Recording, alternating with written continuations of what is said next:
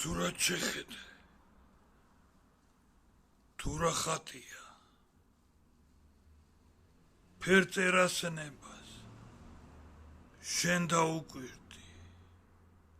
და ეს რას ნიშნავს აქ რა წერია იათანების სულის კითხვანი ეს ხომ ცხადება ზეზიარება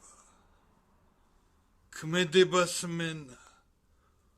სულის კანგება ნათლიერება ცნობიერება იათასმენის აღიარება თვითრუსთაველის იაწერილი დათით ილიას ზესიყვარული გოგებაშვილის აიდაია ეს ღვთის ენა სულის კანგება